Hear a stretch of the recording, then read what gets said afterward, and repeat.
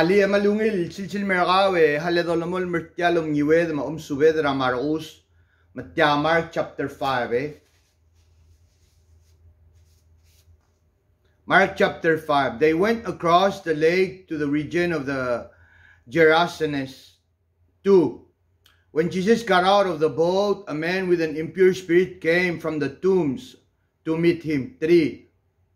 This man lived in the tombs and no one could bind him anymore, not even with a chain. 4. For he had often been chained. Hand and foot, but he tore the chains apart and broke the irons on his feet. No one was strong enough to subdue him. 5. Night and day among the tombs and in the hills he would cry out and cut himself with stones. 6. When he saw Jesus from a distance, he ran and fell on his knees in front of him. 7. He shouted at the top of his voice, "What do you want with me, Jesus, Son of the Most High God? In God's name, don't torture me." 8. For Jesus had said to him, "Come out of this man, you impure spirit." 9. Then Jesus asked him, "What is your name?"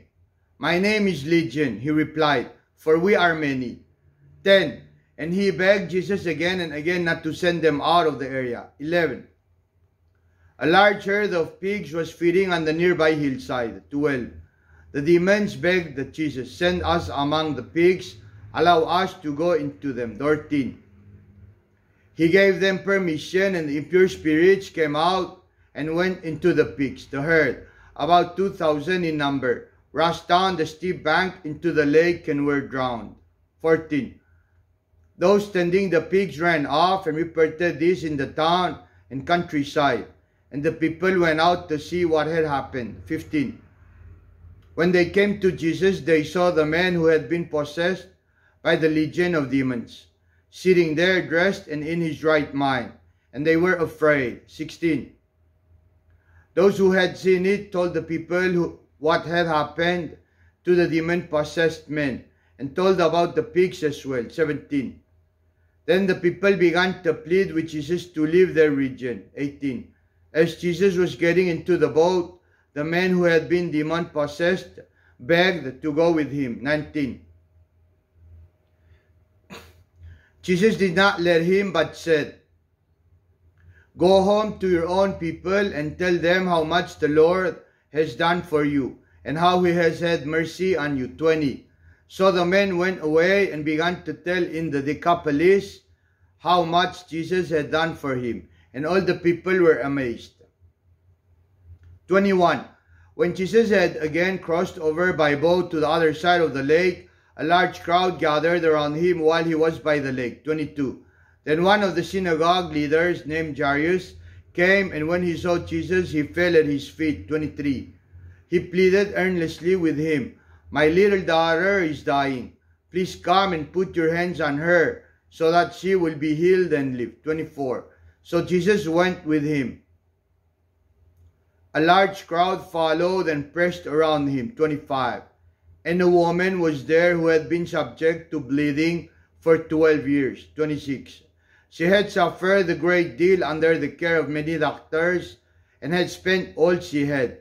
Yet instead of getting better, she grew worse. 27. When she heard about Jesus, she came up behind him in the crowd and touched his cloak. 28. Because she thought, "If I just touch his clothes, I will be healed." 29. Excuse me. Immediately her bleeding stopped, and she felt in her body that she was freed from her suffering. 30. At once Jesus realized that power had gone out from him. He turned around in the crowd and asked, "Who touched my clothes?" 31. You see the people crowding against you. His disciples answered, "And yet you can ask, 'Who touched me?'"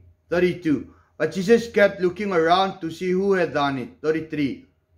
Then the woman, knowing what had happened to her, came and fell at his feet, and trembling with fear, told him the whole truth. 34.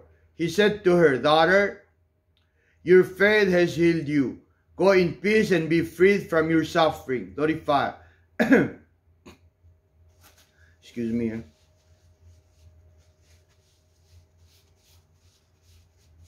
Yeah. 35. While Jesus was still speaking, some people came from the house of Jairus, the synagogue leader. Your daughter is dead, they said. Why bother the teacher anymore? 36. Overhearing what they said, Jesus told him, don't be afraid, just believe. 37. He did not let anyone follow him except Peter, James, and John, the brother of James. 38. When they came to the home of the synagogue leader, Jesus saw a commotion, with people crying and wailing loudly. 39. He went in and said to them, why all this commotion and wailing? The child is not dead but asleep. 40. But they laughed at him. After he put them all out, he took the child's father and mother and the disciples who were with him, and went in where the child was. 41.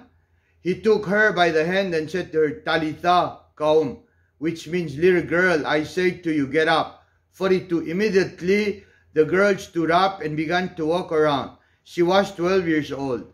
At this, they were completely astonished. 43.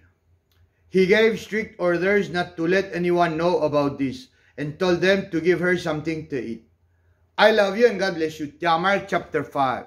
I love you and God bless you. Bye-bye, Manix.